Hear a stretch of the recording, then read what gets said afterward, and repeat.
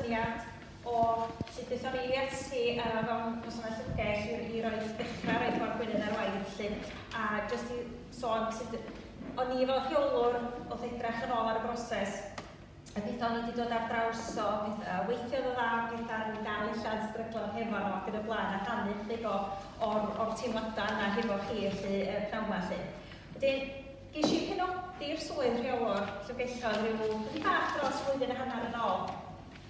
Wedyn, mewn ffordd, oedd hwn yn un o'r pethau cyntaf o ffordd o doswydda cyfrioldeba, fes i wneud hefo fo lle. Wedyn, mis i ar y cwrs cychwynnol, fatha chitha'r flwyddyn yn ôl rwan lle. Wedyn, adlewyrchu dros flwyddyn o waith dwi'n mynd i wneud rwan lle. Dros y flwyddyn dwytha, dwi wedi adlewyrchu lot be mae Ffordd Gwynedd wedi olygu ni felly fel gwasanaeth llyfrgell. A be di werth o wedi bod.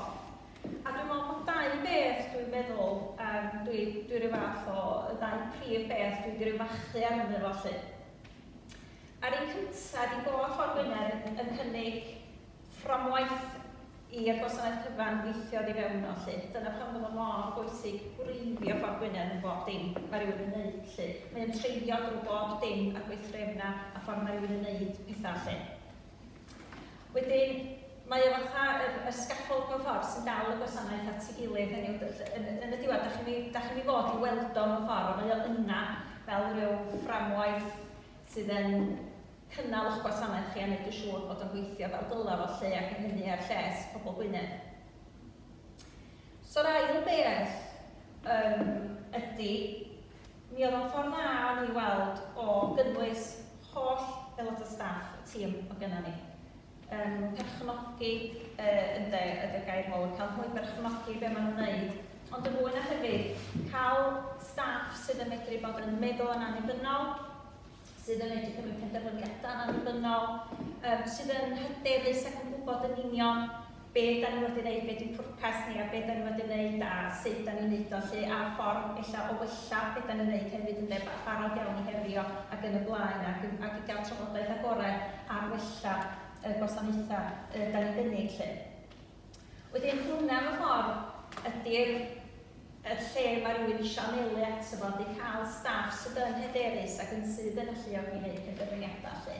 Ond fel dwi'n dweud, dydy hwnna ddim yn ddigwydd dros nos, wedyn mae hwnna'n rhywbeth rhyw weledigaeth i gyrraedd ato fo, di hwnna fanna dwi eisiau bod yn sicr ynda. Ond wrth gwrs mae yna gyfrifoldeb hefyd ar bob un aelod o staff hefyd i gymryd Ffordd Gwynedd hefyd o ddifri yn does, a mi ddoi nôl at hynny mewn chdi bach.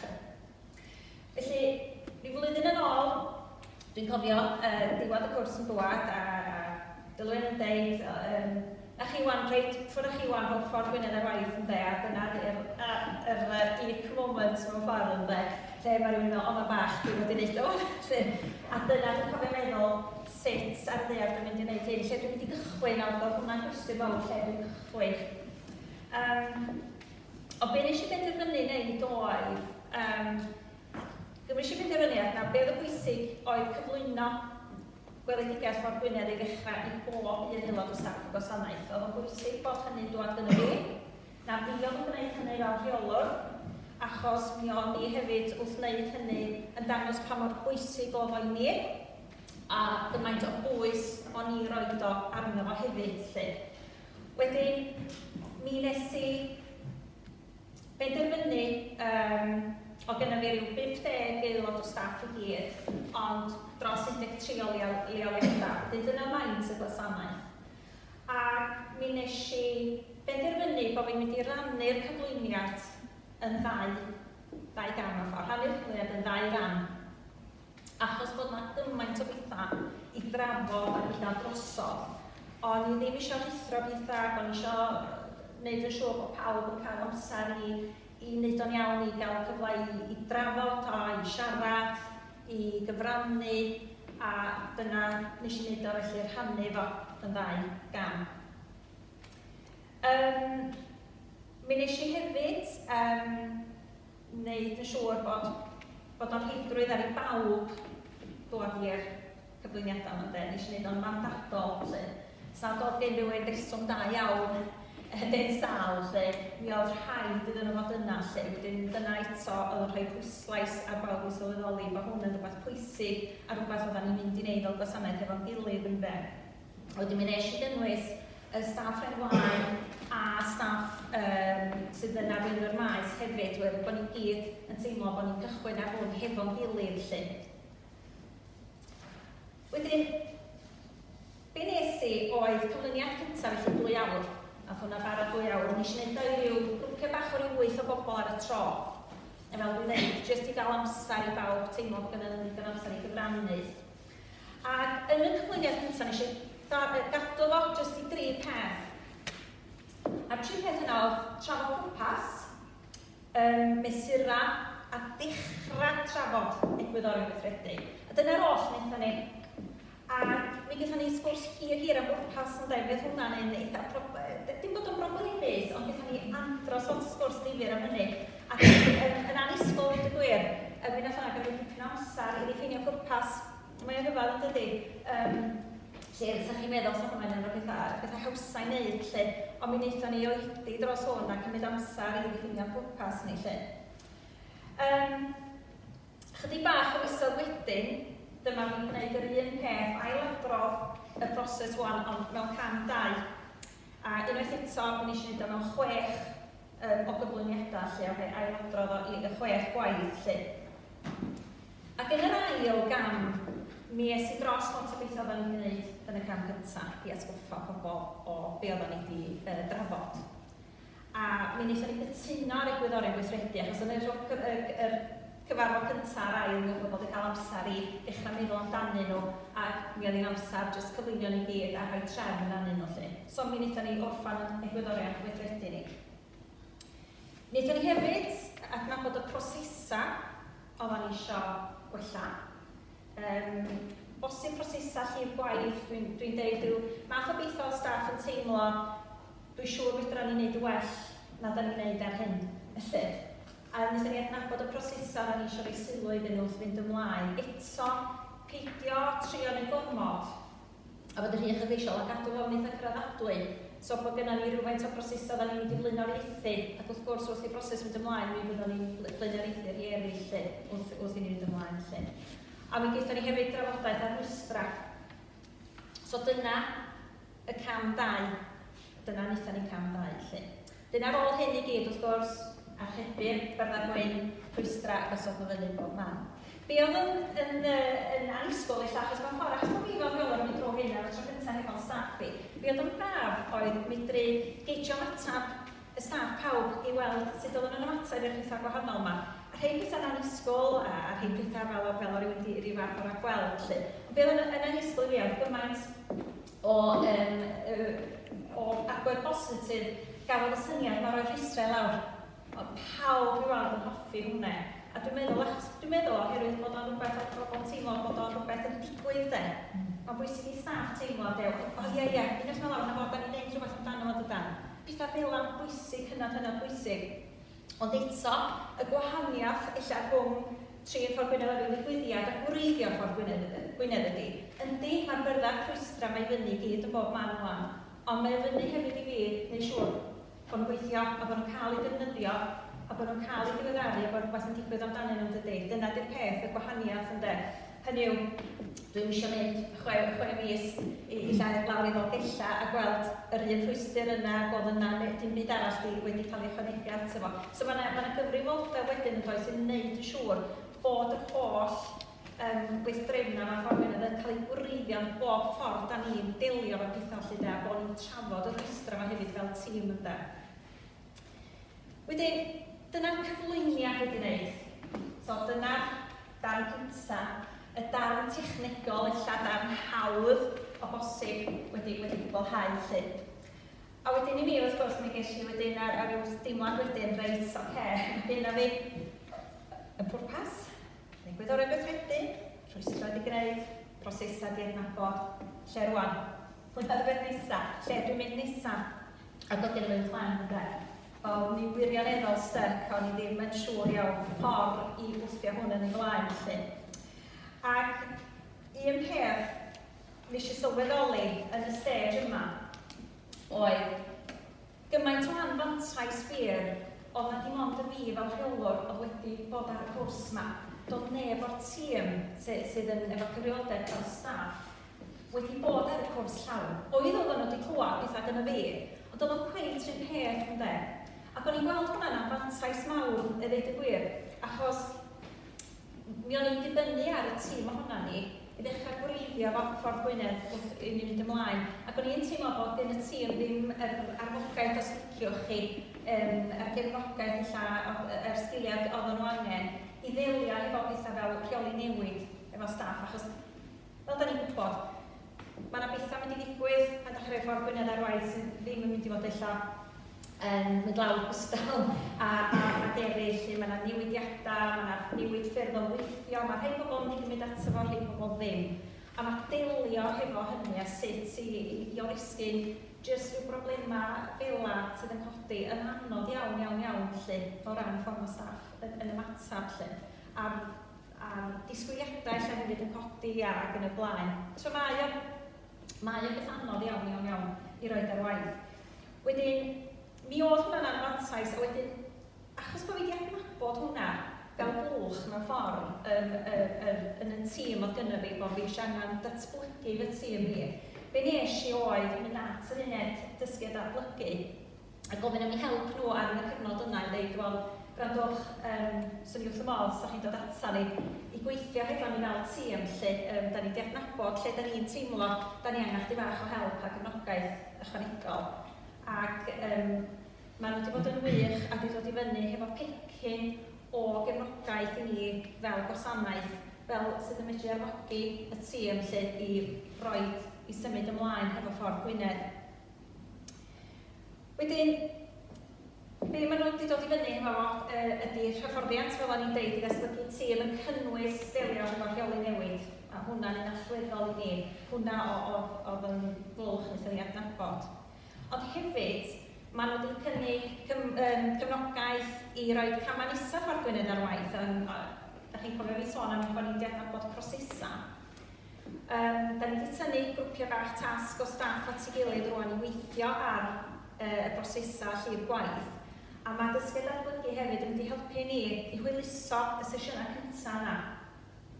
Wedyn wrth weld y dulliau sydd yn cael ei defnyddio i hwyluso y grwpiau tasg bach yma, mi fydd hynna hefyd wedyn yn helpu ni yn y dyfodol pan bod ni eisiau cario'r gwaith yma ni flaen lle.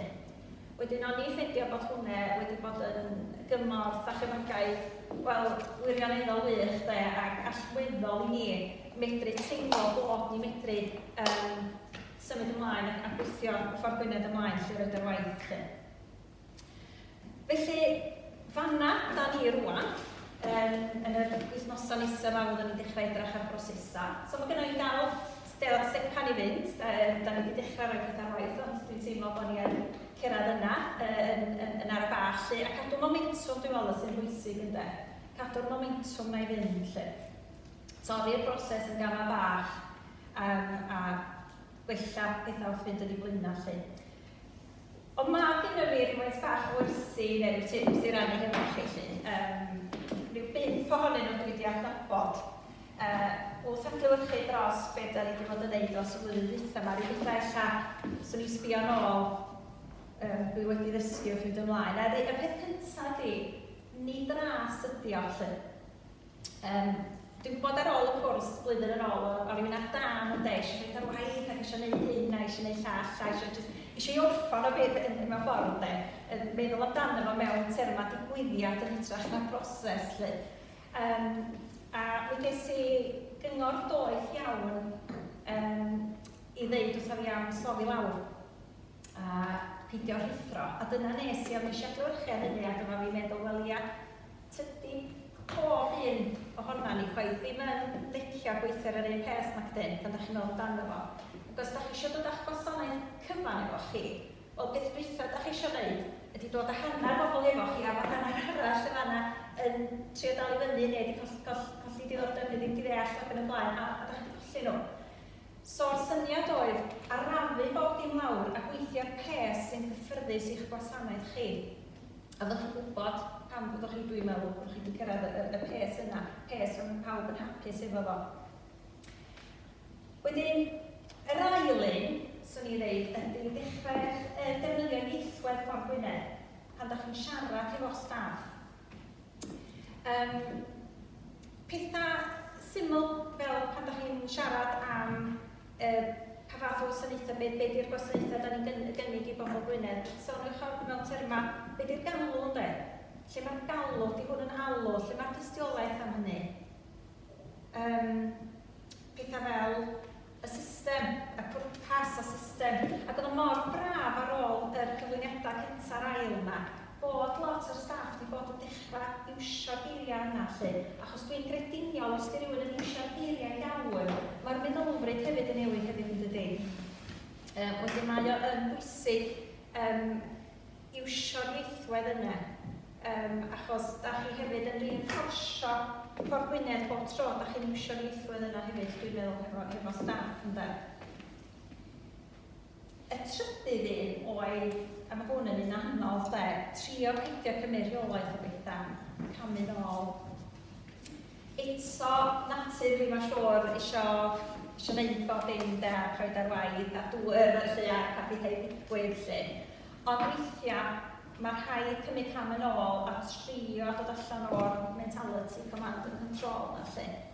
Mae o'n bwysig gadael i bobl cymryd perchnogaeth lle. A dwi'n gwybod, da chi'n cofio yr fideo na, dwi'n siŵr os ydych chi'n weld y fideo Turn the Ship Around. Chi'n cofio hynna? Ia, a'r capten y submarine i Hitler yna lle de. Reit ar y diwedd, mae yna lwc reit da. Dwi wedi bod yn fan hwnna fideo da iawn gyda'r llaw lle. Mae yna lot o bethau gwir iawn amdano fo. A beth idodd o oedd fawr be never to give another command, ie? Dyna idodd o de. But to give intent. A mae hwnna'n un da, ydy. A trio dod o'r llithro nôl i'r just cymryd drosodd na de. A neud pethau, dwi'n gwybod beth sy'n angen i neud, a grewch o lle de. Na. Os dewch chi byth cael pobl wedyn i feddwl dros ei hunan os da chi'n gwneud hynny. Ac yn y diwedd, mae'n jyst yn gymryd mwy amser i chi gyrraedd lle da chi eisiau yn dydi. Wedyn mae hwnna'n un anodd, ond mater o drio llithro nôl i'r hen ffordd o feddwl ydy hwnna lle. Tip 4. Cofiwch bod cefnogaeth i reoli bwysig ynde. A dyna pan bod o'n nodi efo hyn mor allweddol a mor dda i'w cael. A hefyd yn eich llysion sydd yn dod o bwletina drwy weithredwr, mae'r llysion yna sydd yn atgoffa pawb un ohono ni o gyfrifoldeba sgynnon ni bobl Gwynedd, mae'n mor bwysig yn dydi. Mae'r cefnogaeth da ni angen i wneud yn siŵr bod ni yn brifio Ffordd Gwynedd. Achos tydio ddim yn waith hawn yn yma iawn yn gwneud y newidiadau yma lle de, a dyna pam bod o'n bwysig bod ni yn medru cefnogi'n gilydd yn y broses yma lle. So profiwch hynny, mae yna gefnogaeth i gael y defnyddiwch o lle. Sydd o'n ffitio i fewn reit dal dweud y gwir hefo gwers rhif 5 yr un ola. Yr un ola yn pwysica dweud y gwir lle de. Dwi wedi sôn o blaen o'n i'n meddwl, mae anfantais o bod y tîm ddim wedi clywed yn eich sy'n yma'r un amser y fi mewn ffordd, achos mewn ffordd yn ei teimlo bod fi'n prifi'r beth lle mewn ffordd i ryw syniad weledigaeth ehangach yn dweud am sawes sa'r tîm i gyd, sa'n i gyd wedi droi efo'r un pryd lle. Ond, beth sydd yn bwysig ydy, mi fydd angen cefnogaeth a hyfforddiant ar y tîm, ar y tîm yma chi. Wedyn, yr unig beth fyswn i'n dweud ydy, defnyddiwch eich hynny dysgiad datblygu ynde. Be nes i oedd, nes i adnabod lle oedden ni angen y gefnogaeth honno lle.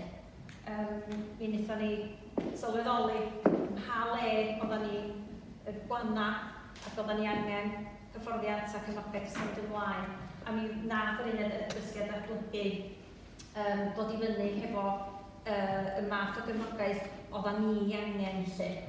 Wedyn, pan da chi'n mynd drwy'r Ffordd Gwynedd ac yn adnabod lle da chi'n teimlo, dwi'n stuck rwan, neu dwi'n gwybod lle fynd nesa, neu dwi'n siŵr os di'r wybodaeth yma gyda fi neu gyda tîm fi, dwi'n meddwl illa ma'n angen chdi bach o help efo hyn.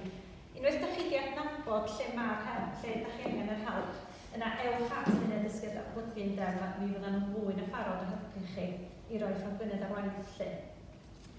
Wedyn, dwi'n meddwl, fanna, da ni wedi cyrraedd. So, mae wedi bod yn ddiddorol, ond mae wedi bod reit anodd o heriol hefyd ar adegau, achos mae yna lot o newid wedi bod o fewn y gwasanaeth chi, ac fel dwi'n dweud, da ni'n dal i ryw fath o drio breiddio fo'n sicr, ond o leia rwan dwi yn bod lle da ni eisiau gyrraedd yr nod yna. Ac enghraifft, heb Ffordd Gwynedd, fi'n dweud chi rwan, o ran adnabod y galw, gyda fi lot gwell syniad rwan o pwy sy'n defnyddio ni a pham. Da ni'n gallu mesur y galw, sydd wedyn yn dystiolaeth, yn tydi, i be da chi'n neu seilio penderfyniadau arno fo lle. Mae'r arolygon da ni'n gwneud yn defnyddwyr yn flynyddol wedi cael ei tweicio wedyn i holi pobl, wel, da ni'n gwybod bod chi'n iwsio ni, ond bydwch chi ddeitha beth sa'ch chi'n licio weld ni'n gwneud ynddo. Mae wedi rhoi andros o lot o wybodaeth allweddol i ni, so hebddo efo, dwi'n dechrau meddwl wan, sut ar y ddeir oedd yn rhedeg gwasanaeth gynt da? Byddai wir yn meddwl hynny. Fi oedd yn meddwl ni lle, neu heb hwnna'n gyd lle. Sut oedden ni'n meddwl bod ni'n mynd i rhoi gwasanaeth o werth i Ffordd Gwynedd heb yr wybodaeth yna, da ni'n dechrau i gasglu rwan lle. Wedyn, ie, dyna lle da ni rwan, beth bynnag, so dyna ni bach o'n profiad i. Diolch yn fawr.